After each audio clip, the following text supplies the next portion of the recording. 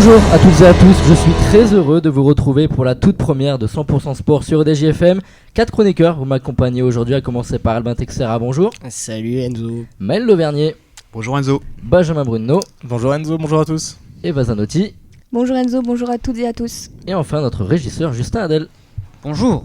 Au sommaire, le Flash Info avec les résultats de la Ligue des Champions d'hier et les affiches de ce soir à suivre. Du tennis avec les résultats du Giron ATP et du San Diego WTA. Du basket avec l'Eurocoupe et les matchs de pré-saison NBA. Mais aussi du cyclisme avec le Tour de Langkawi en Malaisie. Les matchs à suivre du week-end et autant vous dire qu'il y a de très belles affiches. La chronique, événements sportifs, le débat sur un sujet qui secoue en ce moment la planète football. Il s'agit d'une question de boycott de la Coupe du Monde 2022 au Qatar.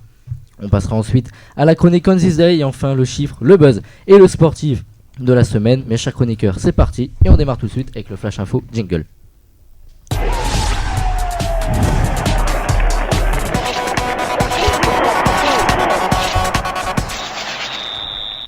La Marseillaise va retentir en Ouzbékistan. Un an après avoir décroché l'or aux JO de Tokyo, Roman Diko, âgé de 23 ans, réitère l'exploit cet après-midi. La Française s'est imposée lors de la finale des mondiaux de judo des plus de 78 kg face à la Brésilienne Béatrice Souza. Celle qui est l'essentiel du PSG Judo permet à la France d'obtenir une première médaille d'or dans ces mondiaux. Dure soirée pour le Paris Saint-Germain ce mardi. Après avoir repris dans la journée le potentiel souhait de Kylian Mbappé de vouloir quitter le club de la capitale dès janvier, les Parisiens n'ont pas réussi à valider hier soir leur ticket pour les huitièmes de finale de Ligue des Champions. Les hommes de Christophe Galtier concèdent le match nul 1-1 à domicile face au Benfica dans le cadre de la 4e journée des phases de groupe. C'est le numéro 7 du PSG, Kylian Mbappé, qui transforme un penalty et ouvre le score avant la mi-temps. Le milieu de terrain du Benfica, Mario, revient au score à la 62e minute après avoir lui aussi transformé un penalty. Vous retrouvez ce soir 8 autres affiches de Ligue des Champions et ne manquez pas dès 21h la rencontre Sporting OM. Tennis maintenant, l'ATP de Giron a débuté ce lundi et Manuel Guinard, un des Français de la compétition, s'est offert une victoire de prestige contre l'Italien Fabio Fognini qui a abandonné au 3e set de ce premier tour. Il se qualifie pour les 8e où il affrontera Francisco Cerundolo demain. Autre résultat, Andy Murray a battu Davidovich Fokina et Lilia Ivlashka élimine l'Espagnol Feliciano Lopez. Côté femmes, la seule Française de l'Open de San Diego, Caroline Garcia, n'a pas réussi à disposer de l'Américaine Danielle Collins en s'inclinant 6-2, 7-6. Au programme ce soir, Donna Vekic, tombeuse de Maria Sakkari, 7e mondiale, affrontera Karolina Pliskova. La Tchèque n'a perdu qu'une de ses 7 confrontations contre la Croate. La première journée d'Eurocoupe a eu lieu hier et Paris a réussi à s'imposer contre Turk Télécom 90-75, guidé par un très bon Kyle Allman, auteur de 22 points. Les hommes de Will Weaver rejoignent l'Apple Tel Aviv en tête du groupe B. La reprise de la NBA approche et les matchs de pré-saison continuent de se dérouler. Cette nuit, les Golden State Warriors ont battu Portland 131-98. De leur côté, les Chicago Bulls enchaînent avec une 3e victoire d'affilée contre les Bucks de Milwaukee, qui quant à eux sont désormais sur 5 défaites consécutives. Côté cyclisme, le Tour de Langkawi qui prend place en Malaisie a souri ce matin au lauréat de la dernière étape de la Vuelta 2022, Juan Sebastián Molano. Pour ce 2e jour de course, le Colombien s'impose au sprint après plus de 4 heures d'effort et au terme d'une étape de près de 180 km. Le sprinter de la formation UAE Emirates devance Craig Wiggins et Gleb Syriza. Ce dernier vainqueur la veille garde la tête du général. Demain, c'est une étape de 123 km qui attend les coureurs. Merci beaucoup Eva, on passe maintenant à vous Maël et ce week-end il y a un très beau programme pour tous les amoureux du sport. Et oui mon cher Enzo, dans une année de Coupe du Monde, le rythme des matchs s'accélère. En conséquence, les grosses affiches européennes se multiplient. Et en parlant de grosses rencontres, ce week-end on est gâté. Pour les fans de foot, il faudra allumer la télévision dès 16h15. Car oui, impossible de rater le Classico cette année. Le Real Madrid dominant ces dernières saisons devra faire face à un nouveau FC Barcelone, porté par le très clinique Robert Lewandowski. Objectif pour les deux équipes, distancer au classement son adversaire du jour, tous deux à 22 points à l'heure actuelle. Peut-être un petit prono messieurs, sur ces matchs aussi Eva, peut-être un prono. On a vu le Real Madrid hier un petit peu en difficulté sur la pelouse du Shakhtar, mais j'aime bien le jeu du Barça cette saison. Je vois bien une petite victoire du Barça, mais pas avec une petite marge. Maël. Moi je dirais 3-1 pour Madrid. Avec leur joueur d'expérience, je pense que ça peut le faire. Alors moi j'adore les matchs nuls et je pense que ça va faire un beau match nul, un beau 0-0. J'adore le jeu, le petit 0-0 qui fait zizir comme on dit. Eva, un pronostic ? Non, pas de pronostic, écoutez. Et c'est parti en Angleterre, le deuxième choc de cet après-midi se trouve dans le nord-ouest de l'Angleterre. Il confrontera les deux des meilleurs tacticiens de la planète, en la personne de Pep Guardiola et Jürgen Klopp. Ces dernières années, cette confrontation entre Liverpool et Manchester City nous avait offert de très belles confrontations, tant en termes d'intensité ou même de rigueur tactique. Mais à l'heure actuelle, les enjeux pour ces deux équipes sont diamétralement opposés. D'un côté, les Sky Blues roulent sur la PL, portés par un Erling Haaland phénoménal. De l'autre côté, les joueurs techniciens allemands peinent à lancer leur saison bloquée à la 10e place. Ils ont déjà 13 longueurs de retard sur leur adversaire. Pareil, messieurs, tout le monde voit une victoire de Manchester City ce week-end. Pas de surprise? Non, vraiment, City domine cette première ligue, mais d'une manière incroyable. Erling Haaland, il est phénoménal. Et vraiment, Liverpool, ça va un petit peu mieux. Actuellement, on l'a vu, contre Arsenal, ils ont réussi à revenir à 2-2. Bon, il y a eu ce penalty. Mais honnêtement, si je dois dire un score, je pense que City va gagner 3-0, 4-0. Après, un pronostic avec ou sans Haaland, parce qu'on l'a vu hier sur le banc, elle est là aussi la question. Mais non, plus sérieusement, pourquoi pas le réveil des Reds? Parce qu'au bout d'un moment, il faut quand même qu'ils se réveillent, parce que ça reste une grande équipe. Contre Manchester City en forme, ça va peut-être être compliqué. On sait jamais. Peut-être la surprise. Ouais, je pense que si City a un mauvais Haaland, ça va être compliqué, mais avec un Haaland qui tourne cette saison, c'est 3 ou 4-0 pour City, j'imagine. À voir. En tout cas, une très belle affiche à suivre. Ouais. Et enfin, parlons France, parlons Ligue 1, parlons Classico. Samedi soir en prime time, nous allons assister à la 104e entre Paris et Marseille. Ce sera sans doute la guerre entre ces deux formations qui ont du mal à séduire depuis quelques semaines. Les deux équipes fortes d'un calendrier dense devront faire sans leurs joueurs clés à l'image de Lionel Messi, Kimpembe ou Nuno Mendes pour Paris, ou encore Bamba Dieng pour Marseille. En tout cas, espérons un beau spectacle.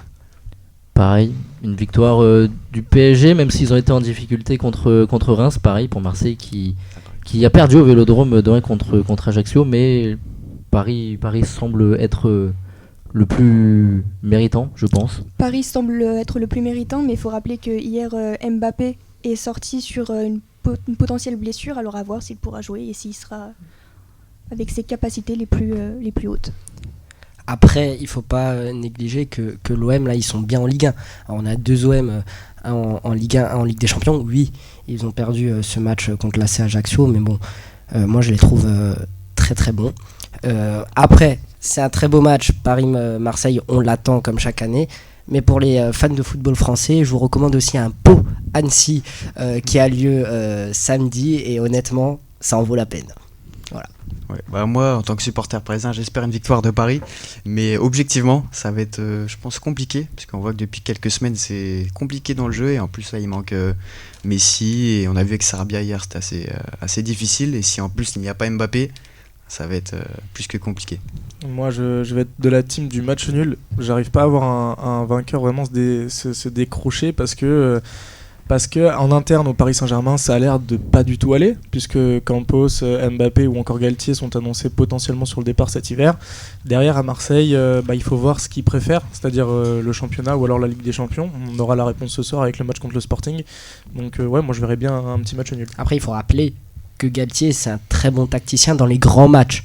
Alors oui, en Ligue des Champions, c'était un petit peu limite, mais... en Ligue 1, il a toujours répondu présent, Christophe Galtier. Tudor, depuis le début de la saison de Ligue 1, il est aussi présent. Moi, je pense que ça va surtout jouer au niveau tactique, à voir la stratégie adoptée par les deux équipes.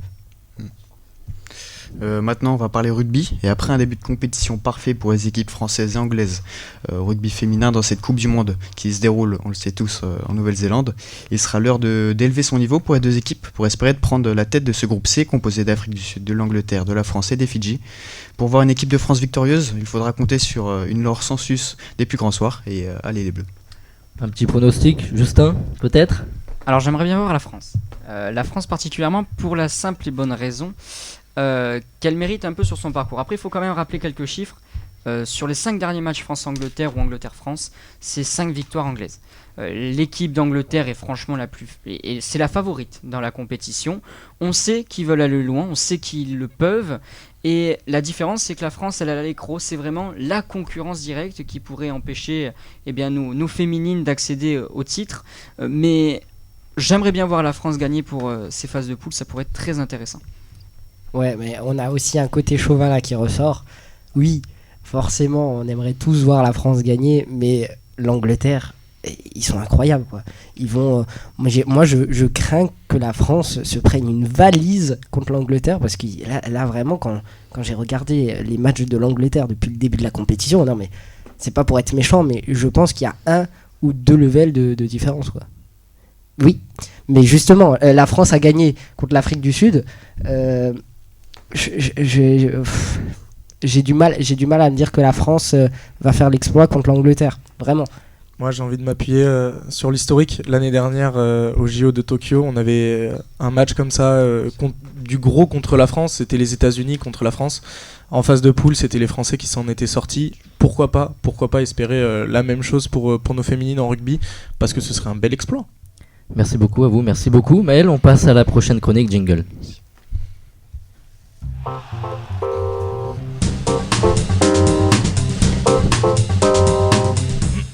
Le principe de cette chronique est simple, nous sommes aujourd'hui le 12 octobre et dans le monde du sport, eh bien, il s'est forcément passé quelque chose ce jour-là. Aujourd'hui, en ce 12 octobre, Benjamin, vous remontez en 1920. Et oui Enzo, je vais vous parler d'un événement que les moins de 100 ans ne peuvent pas connaître. 12 octobre 1920 à Jersey aux États-Unis, une légende s'écrit. Une victoire par KO pour l'histoire. Il y a 102 ans, Georges Carpentier entre dans le monde des tout grands du ring. Un homme d'une trempe qui n'existe plus. Sergent aviateur durant la guerre et rugbyman à ses heures perdues, Georges est le premier Français à inscrire son nom au palmarès des champions du monde de boxe anglaise. Sur les terres de son adversaire, le quadruple champion du monde des mi-lourds, l'américain Battling Lewinsky, le champion d'Europe en titre, livre un combat d'une valeur universelle. Ce combat est dominé par le Français, enchaînant des gauches redoutables jusqu'au début de la 4e reprise, où une droite surpuissante couche son adversaire. Devant près de 20 000 personnes, The Orchid Man, en référence à la fleur qu'il porte sur sa boutonnière, triomphe et s'élève au rang d'icône nationale et mondiale. Le premier Big George est né, et il vient de France. À la suite de ce titre, il restera une icône de son sport, notamment après le combat qui l'oppose à Jack Dempsey la nuit suivante, combat appelé le combat du siècle. Celui-ci s'étant déroulé devant près de 80 000 personnes et ayant enflammé les États-Unis autant que le vieux continent. Merci beaucoup Benjamin, et maintenant le débat jingle. Let's get ready to rumble! Le mondial de football au Qatar, qui se déroule pour rappel du 20 novembre au 18 décembre, suscite de nombreuses critiques depuis plusieurs années en raison des discriminations subies par les femmes, de la répression des droits des personnes LGBT+, mais aussi de l'exploitation parfois mortelle de milliers de travailleurs et travailleuses étrangers, des soupçons de corruption ainsi que l'impact écologique désastreux de ce tournoi. Et depuis quelques jours, de nombreuses villes comme Paris, Marseille, Bordeaux, Lyon, Lille, Reims et bien d'autres encore boycottent cette Coupe du Monde en ne proposant ni écran géant ni fan zone lors de l'événement, mais aussi des anciens joueurs de foot comme Philippe Lam ou Eric Cantona annonçant qu'ils ne se rendraient pas au Qatar ou tout simplement à ne pas regarder un seul match. Mais la première personnalité qui a tiré en premier, c'est Vincent Lindon, acteur, réalisateur et scénariste français. C'était le 29 août dans l'émission C'est à vous sur France 5, on l'écoute. Je l'ai dit ce matin, je ne regarderai pas la Coupe du Monde. C'est non seulement une aberration climatique, mais une aberration écologique. Et en plus, il y a un non-respect de l'idéologie des droits de l'homme. Est-ce qu'on peut comprendre ce choix fait par les villes et certaines personnalités de boycotter la compétition ? Benjamin ? Oui, je suis assez mitigé. Je pense qu'il y a quand même une différence à faire entre les villes et les personnalités, parce que les personnalités ont du pouvoir, on va dire, sur la vie publique. Quoi qu'on dise, voilà, si quelqu'un qu'on admire va pointer du doigt certaines choses, on va peut-être avoir tendance à être impacté. Voilà, être impacté dans notre opinion. Au niveau des villes, je trouve que c'est un petit peu faux cul comme attitude, parce que elles avaient le temps de se manifester bien avant. Voilà, tout simplement, ça fait 12 ans qu'on est au courant. En 2010 que le Qatar. Exactement, ça fait 12 ans qu'on est au courant que cette Coupe du Monde aura lieu au Qatar. Je suis désolé, c'est beaucoup trop tard, à 2 mois de la Coupe du Monde, de se réveiller et de dire bah non, on va pas le faire. Un mois et demi. Voilà, d'un autre côté. Qu'il le boycotte ou pas, il y aura cette Coupe du Monde. C'est trop tard pour faire changer les choses, donc je vois pas pourquoi on gâcherait notre population d'avoir une fête nationale qui peut être sans précédent si la France va loin ou va peut-être au bout. Et derrière, c'est plus punir ses habitants que punir les gens qui sont décideurs de cet événement et qui organisent cet événement et qui, derrière, sont responsables de tous les impacts écologiques et autres qu'il y a. Au niveau écologique, il y a 7 enceintes sur 8 qui sont climatisées. Forcément, très forte chaleur en été au Qatar, 50 degrés, c'est pour ça qu'elle a été déplacée en hiver, il fera 30 degrés. Et 7 des 8 stades, du coup, seront climatisés pendant 2 mois, ce qui n'est pas une très bonne chose au niveau de l'écologie, dans une période où le sujet de la sobriété est au centre des débats. Albin, peut-être ? Ouais, je voulais revenir quand même sur le dossier d'abord des villes. Quand j'entends que les villes boycottent, j'ai envie de rire, parce que honnêtement, là, on parle de fan zone, on oublie que c'est en plein mois de décembre. Alors, je veux bien qu'à Nice, on peut avoir la discussion d'une fan zone, puisqu'à Nice, en décembre, il fait 18-20 degrés. Mais encore heureux qu'à Lille, il n'y aura pas de fan zone, quoi. Parce qu'il fera 4-5 degrés. Alors, je connais pas beaucoup de personnes qui iraient dehors avec une doudoune pour regarder un match sur une grande place, face à un écran géant. On irait plus dans un bar. Donc ça, c'est le premier aspect. Après, le deuxième aspect aussi qu'il faut soulever. Pourquoi maintenant on en parle au niveau des grandes villes ? C'est le coût économique. On parle d'une crise qui nous touche de plein fouet actuellement. Mais est-ce que vous savez combien coûte un écran géant pour une ville ? Eh ben, c'est 100 000 euros par match. 100 000 euros par match. Alors si on compte tous les matchs de l'équipe de France, on va dire que l'équipe de France va aller jusqu'en finale. Si je fais les calculs, ça fait 7 matchs. 7 matchs à 100 000 euros. Si on ne diffuse pas un match sur écran géant par 4 degrés dehors à Lille, c'est 700 000 euros d'économie pour une ville. Alors peut-être pour Lille, c'est pas grand-chose, mais 700 000 euros actuellement avec la crise qui nous touche, c'est pas rien. Eva, oui. Moi, je suis totalement d'accord avec ce qui a été dit. Je tolère pas du tout cette Coupe du Monde au Qatar, mais je la tolérais pas déjà en 2010. Et donc, je trouve ça hypocrite de la part des personnalités publiques, notamment des politiques et des sportifs, de boycotter, justement, comme cela a été dit, juste 2 mois avant la Coupe du Monde, parce que ça va rien changer. Mais il y a aussi une grande hypocrisie de certains politiques, et notamment des maires, comme vous l'avez dit, des villes ont décidé de boycotter la Coupe du Monde. Mais quelque chose qui me fait rire, c'est que Anne Hidalgo, donc la maire de Paris, a décidé que aucune fan zone et aucun écran géant n'allait être mis dans Paris. Sauf qu'il faut rappeler que la semaine dernière, elle a souhaité que le trophée de la Coupe du Monde soit installé au premier étage de la Tour Eiffel, et là elle était super contente. Donc faudrait peut-être un petit peu doser et arrêter l'hypocrisie aussi d'Anne Hidalgo et de certains maires. Maël ?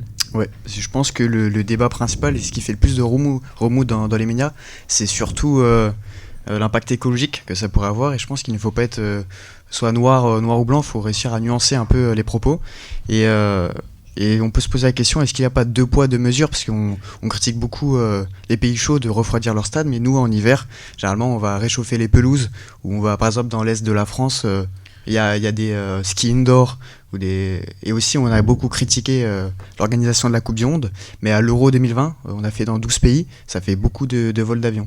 Voilà, donc est-ce qu'il n'y a pas 2 poids 2 mesures finalement ? Oui, il y a complètement 2 poids 2 mesures. On a l'impression complètement de tomber sur le crâne. On a vu récemment l'attribution des Jeux asiatiques, tout simplement en Arabie Saoudite, si je ne me trompe pas. C'est complètement fou. En 2029, c'est dans un désert. Il y a effectivement des choses qui sont complètement hallucinantes.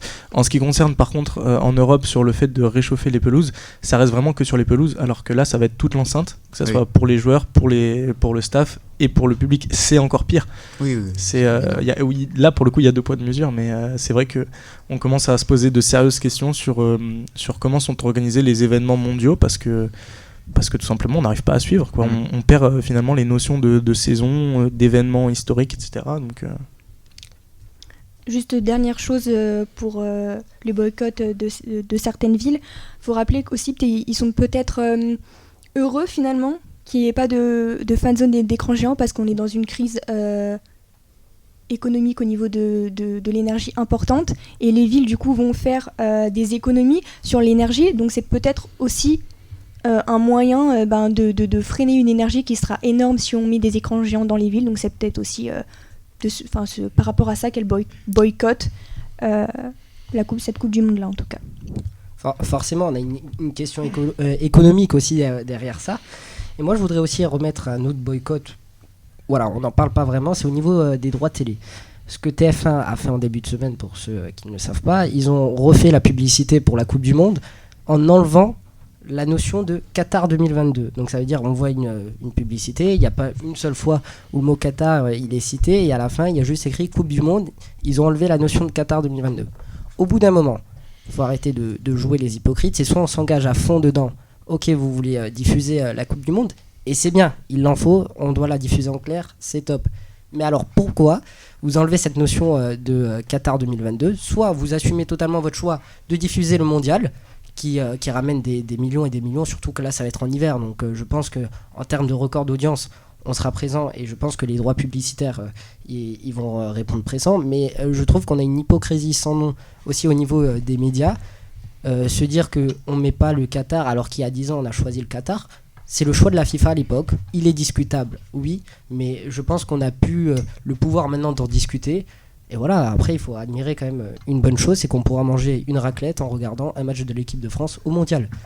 Alors pour vous, cette question de boycott est incompréhensible, mais une enquête a été réalisée selon la méthode des quotas sur internet les mercredis 5 et jeudi 6 octobre 2022 auprès d'un échantillon de 1005 personnes représentatives de la population française âgée de 18 ans ou plus, et 65% des Français pourraient boycotter cette Coupe du Monde. Est-ce que c'est pas un chiffre quand même important tout de même ? C'est peut-être un chiffre important, mais c'est aussi peut-être un chiffre pour se donner bonne conscience. Parce que on sait jamais, en fait, peut-être qu'on va avoir un match qui est tout à fait alléchant, et puis on va se dire, bon, quand même, c'est pas parce que je regarde un match que je soutiens cette Coupe du Monde. Donc on peut très bien dire, je peux boycotter parce que je ne suis pas d'accord avec cette attribution. D'un autre côté, si à la Coupe du Monde qu'on est intéressé par ce match-là, que, admettons, quelqu'un a parié, qu'on a parié sur un match, que on aime bien un joueur, etc., on est tout à fait capable de regarder en disant quand même qu'on a envie de boycotter parce qu'on n'est pas d'accord. Et on voit aussi en France, j'ai dit pareil autre chose, mais en France beaucoup de mouvements de boycott, mais il faut rappeler que les entreprises de BTP qui ont produit les stades et les 6500 morts, parce qu'on parle de 6500 morts à l'heure actuelle, ce qui est énorme, beaucoup viennent de pays occidentaux et de France, avec Vinci et Bouygues, donc là c'est vraiment hypocrite. Voilà. Et la véritable question finalement au niveau du boycott, et c'est là où il faut se poser, c'est doit-on boycotter si on est un particulier? Et ça, chacun a le libre choix, même si je pense que Ghislaine qui habite dans le Doubs, son impact va être infime, et dans tous les cas ça va faire des records d'audience. La véritable question qu'il faut se poser, c'est maintenant d'un point de vue politique. Est-ce qu'on envoie des équipes là-bas sur place? Pour moi, c'est plus ça la question qui est légitime.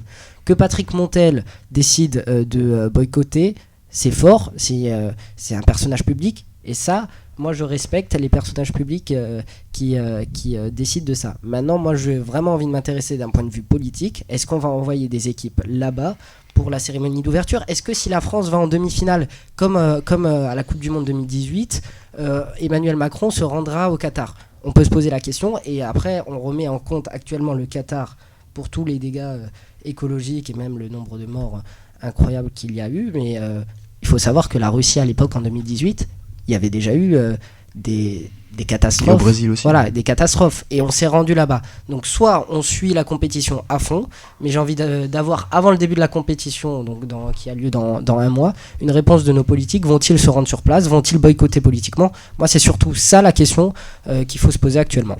En tout cas, la compétition aura lieu ce 20 novembre. Merci à tous pour ce débat. On passe maintenant à la prochaine chronique Jingle.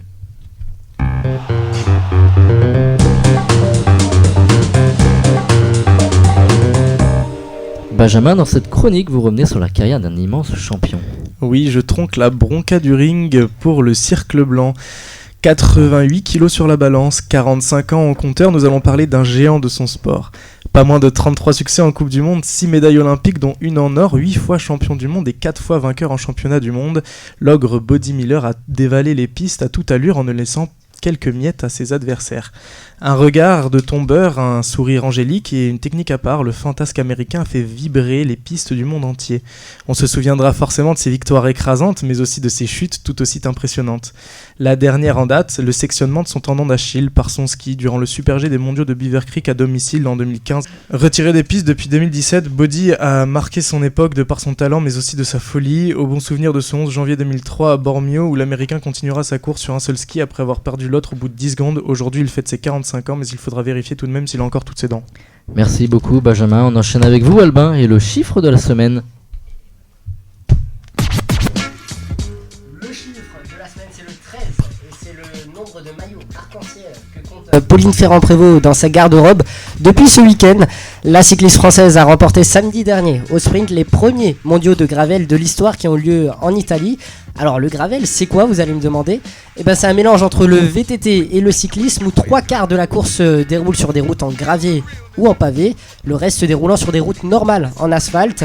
Pauline Ferrand-Prévot est donc la première championne du monde multifonction à compter à son palmarès un sacre mondial de VTT, de vélo-route, de cross-country, de cyclo-cross, de cyclo-short-track et désormais de gravel. Le buzz de la semaine.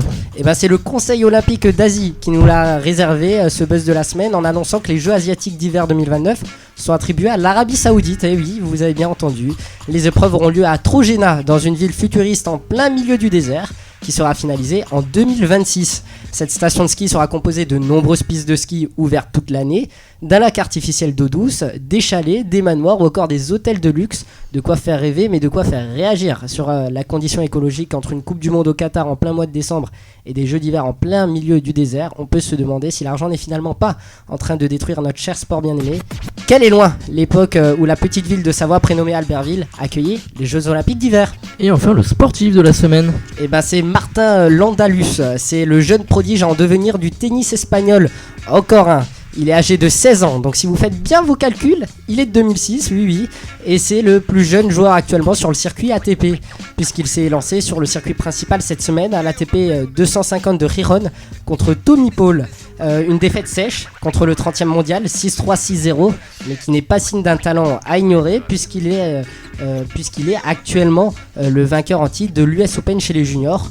La question que vous devez sûrement vous poser, c'est comment ça se fait qu'il y a un aussi gros vivier tennistique chez nos voisins hispaniques. Et ben c'est l'intéressé lui-même qui nous répond de la meilleure des manières.